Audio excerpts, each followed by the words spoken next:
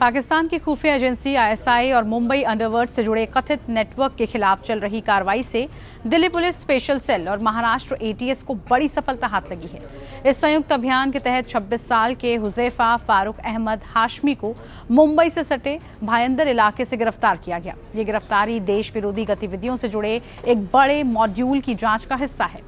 दरअसल दिल्ली पुलिस ने हाल ही में पाकिस्तान की आईएसआई और मुंबई अंडरवर्ल्ड नेटवर्क से जुड़े कथित मॉड्यूल के खिलाफ बड़ी कार्रवाई करते हुए कुल 8 ऑपरेटिव्स को गिरफ्तार किया था।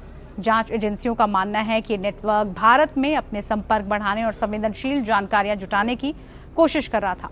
इसी नेटवर्क का हिस्सा रहे हुजैफा फारूक अहमद हाशमी को गिरफ्तारी के बाद थाने कोर्ट में पेश किया गया। सुनवाई के दौरान जज ने आरोपी से पूछा कि क्या उसे पता है कि उसे किस मामले में गिरफ्तार किया गया।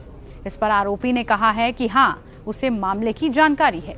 फिर कोर्ट में दिल्ली पुलिस स्पेशल सेल की टीम ने आरोपी को दिल्ली ले जाने की अनुमति मांगी। स्पेशल सेल का कहना है कि मामले की आगे की जांच के लिए आरोपी से दिल्ली में पूरी पूछताछ करना बेहद ज्यादा जरूरी है।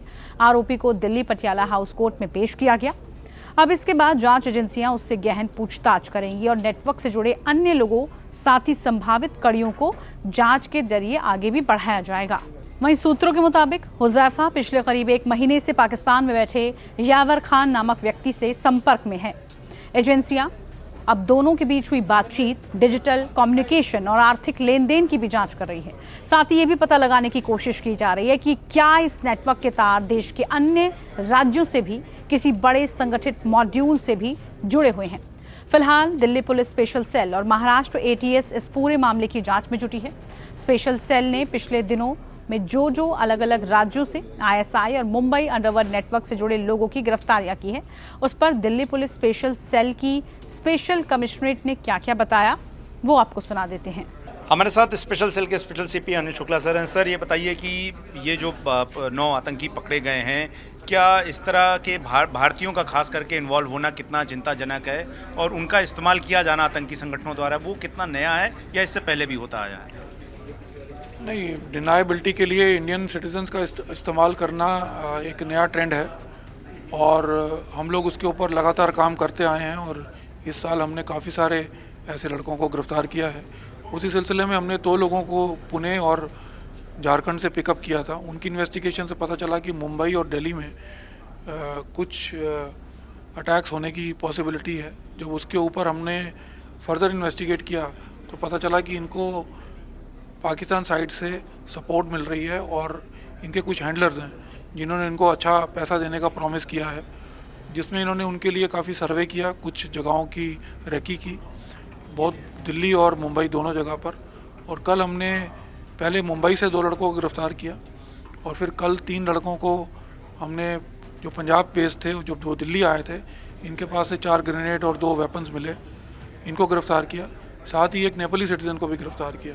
तो अभी तक कुल 8 गिरफ्तारियां हो चुकी हैं और गिरफ्तारियों की संभावना है। सर, दिल्ली और मुंबई चूँकि देश की धड़कन है, बड़े शहर हैं, किन व्यावसायिक प्रतिष्ठानों को, सरकारी प्रतिष्ठानों को वो निशाना बनाने वाले थे? मुंबई में इन्होंने कुछ रेलवे स्टेशन, कुछ मुंबई के पार्क्स हैं और कुछ ब्रिजेस का इन्होंने सर्वे किया है, कुछ वीडियोज़ बनाए हैं।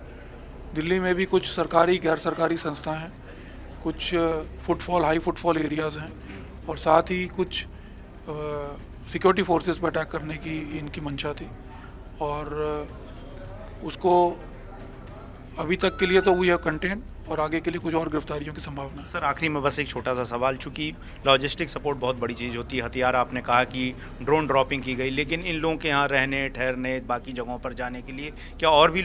हमने एक नेपाली सिटीज़न को गिरफ्तार किया है जिसका काम यही था कि लॉजिस्टिक्स प्रोवाइड करता। वो यूएसडीटी में काम करता है और पहले भी लंबे समय तक क्रिमिनल एक्टिविटीज़ में शामिल रहा है। उसका यहाँ पर होना और इनके साथ डायरेक्ट टच में होना शो करता है कि इनके लिए लॉजिस्टिक भी अलग से प्रोवाइड किया जा रहा था। चलिए, बहुत बहुत शुक्रिया। तो लॉजिस्टिक सपोर्ट था, लेकिन और भी इस मामले में संदिग्ध आतंकियों की गिरफ्तारी हो सकती है। और सबसे बड़ी समस्या ये है कि जिस तरीके से डिनाइबिलिटी यानी कि पाकिस्तान, आईएसआई और ये तमाम आतंकी संगठन अपनी भूमिका को नकारने के लिए भारतीय नागरिकों का इस्तेमाल इस तरह के आतंकी हमलों के लिए कर रहे हैं, वो सबसे बड़ी चिंता का विषय जो है वो सुरक्षा एजेंसियों के लिए बनी हुई है। क्योंकि इस पूरे मामले में 8 भारतीयों की गिरफ्तारी हुई है जिन्हें पैसों की लालच और हमलों के लिए इस्तेमाल किया जाने वाला था। वीडियो दिलीप अवस्थी के साथ गौरव श्रीवास्तव, टाइम्स नाउ भारत।